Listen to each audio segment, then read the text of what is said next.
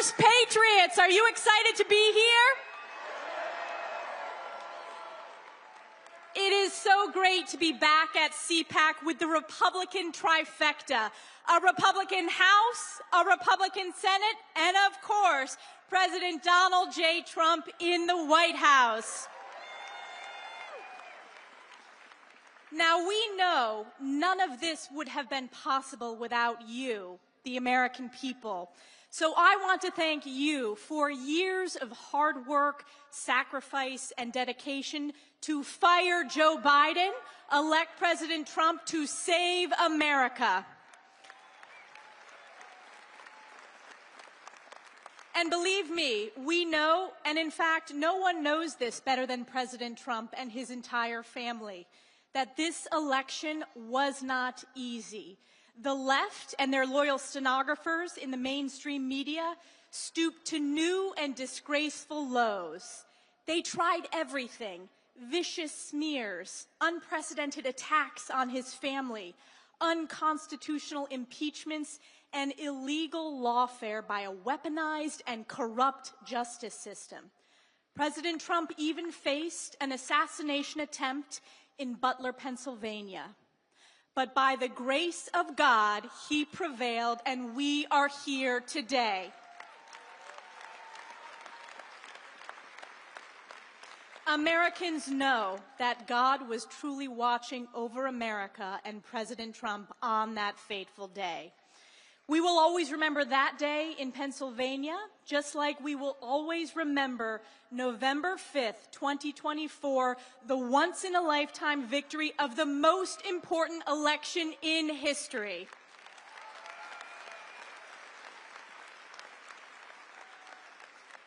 That was the day when President Trump delivered truly the greatest political comeback of all time, winning the popular vote with an overwhelming mandate to save America, a mandate to make America strong again, safe again, healthy again, wealthy again, and to once and for all make America great again. And President Trump has wasted no time delivering on the promises he made to the American people. He has already accomplished more in 4 weeks than Joe Biden did in 4 years. The tremendous results speak for themselves. On day one, President Trump signed hundreds of executive orders securing our border, deporting illegals, unleashing American energy, ending woke DEI policies, lowering prices, increasing accountability, and ushering in a new golden age for the American people. President Trump rightfully declared a national emergency at the border and deployed the military, including the 10th Mountain Division from my home district in upstate New York, to secure our nation. Thank you to the soldiers and their families for saving our country and protecting our borders. Climb to glory, 10th Mountain.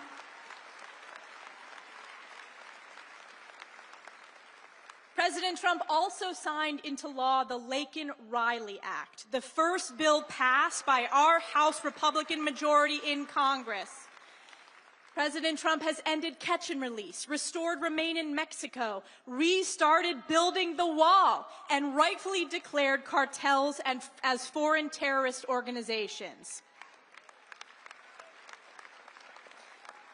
President Trump is not only securing our nation, he is rebuilding the broken and failed Biden economy of inflation, malaise, and weakness. President Trump is putting America first by demanding fair and reciprocal trade, unleashing American energy independence, cutting regulations, and demanding the government work for we the people as President Trump DOGE's wasteful un-American spending. And this is because President Trump knows that a strong, safe, and prosperous America at home is a strong America abroad. Our economic security, our border security, our energy security is also our national security. And the world is watching as President Trump reasserts his America First, peace through strength foreign policy. And I'm so honored to have been nominated by President Trump to serve in his cabinet as the United States Ambassador to the United Nations as a part of this national security team. Our team is already hard at work on behalf of the President and the American people at Turtle Bay as I finish my work to enact his agenda in Congress on behalf of my constituents and the American people. When discussing this nomination with President Trump, the President shared with me that he sees great promise in the United Nations if it focuses on its founding mission of international peace and security. Just look at President Trump's record of international peace and security in his first term. He negotiated the historic Abraham Accords, the largest step to peace in the Middle East in over a quarter of a century. President Trump's maximum pressure campaign crippled Iran's capability to threaten instability in the region. His administration marked the only time that Putin did not invade another country. And there is no question that President Trump is the president of peace and deserves the Nobel Peace Prize for the historic achievements of his first term alone.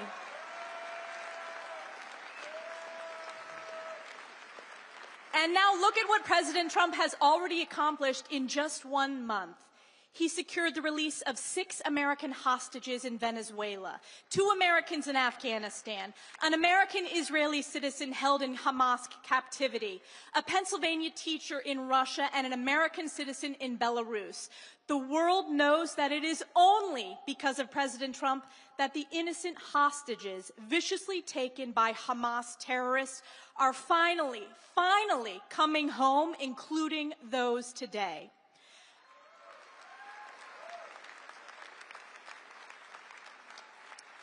And President Trump is already effectively working to bring peace to the Russia-Ukraine war to stop the bloodshed.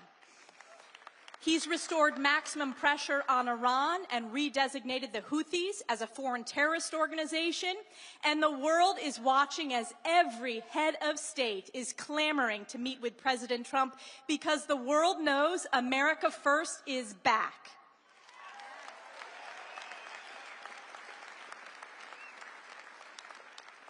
And at the UN, we are already at work with President Trump delivering results. We left the WHO, which covered up the truth about COVID.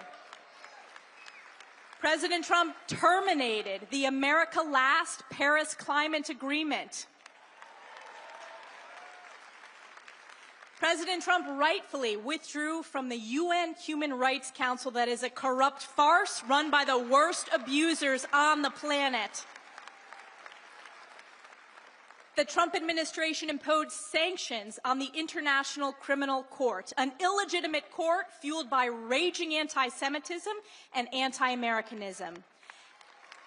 And a top priority that I have worked on in Congress for years, President Trump defunded UNRWA, the pro-Hamas terrorist group that committed atrocities on October 7th. And make no mistake, hear it now, as President Trump's United States ambassador to the United Nations, we will not only defund UNRWA, we will dismantle it.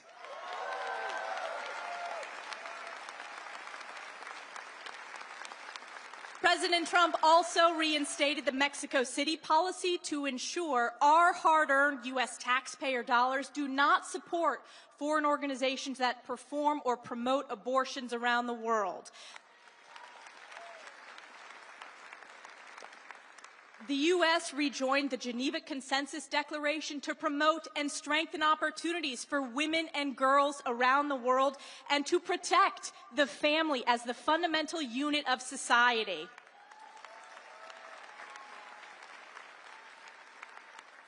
And of course, our U.S. embassies have been instructed to fly the beautiful American flag and only our American flag. This is moral leadership. This is strong leadership. This is President Trump's America First, peace through strength. Now, I want to ask you, let me ask you this question. Do you all remember that famous congressional hearing with the anti-Semitic university presidents from Harvard and Penn? I should say former presidents after my questions. 5 down and so many to go. And mark my words, That hearing is the type of strong moral leadership that I will deliver at the United Nations on day one. And I know that I will be serving as the United States ambassador to the United Nations and not the other way around. And I will always stand up for the American people, American sovereignty, and our America First values. That means I will always defend America's most precious ally, Israel.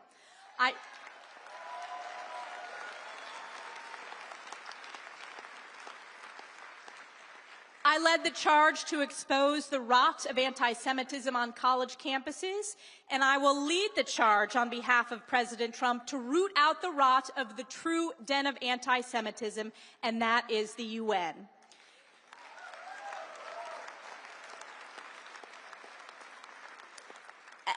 This past week, we continue to see with crystal clarity that our fight to support Israel and eradicate Hamas is a fight between good and evil, light and darkness, life and death. The hearts of the world shattered to learn the horrific fate of hostages Oded Lifshitz, Shiri Bibas, and her two precious sons, Kafir and Ariel. The world must never forget that Hamas terrorists savagely murdered over 1,200 innocent civilians, including women, children, the elderly, and babies, and took hundreds hostage, committing unspeakable atrocities against humanity on October 7th and thereafter. And as we learn more about Hamas's evil murder leading to this devastating loss of life of these innocent victims, we must be reminded that this must not be Israel's fight alone.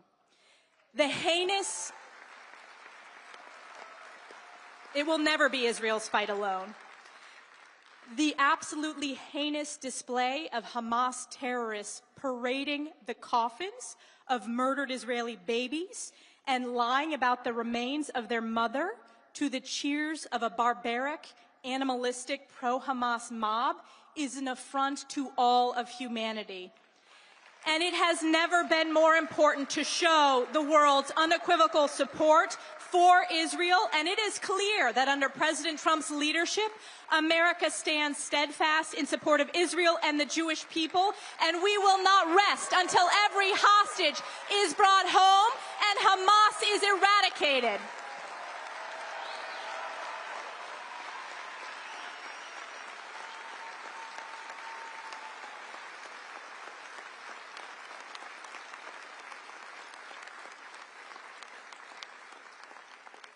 At the UN, I will also work with President Trump, Secretary Marco Rubio, Elon Musk, and the DOGE team to ensure every single dollar that we send to the United Nations is in line with the founding mission of actually promoting international peace and security. We will not fund terrorism, we will not fund corruption, we will not fund anti-Semitism, and we will not fund anti-Americanism.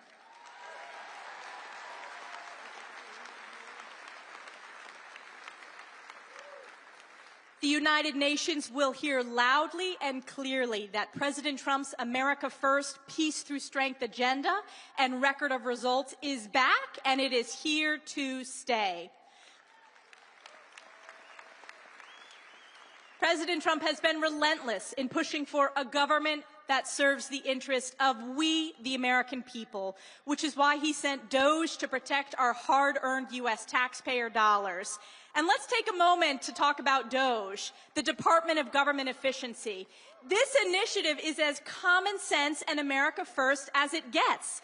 And yet Democrats and the left mainstream media have spiraled into an utter state of panic, calling President Trump and Elon Musk a threat to democracy, when the truth is, DOGE is a threat to the swamp's bureaucracy.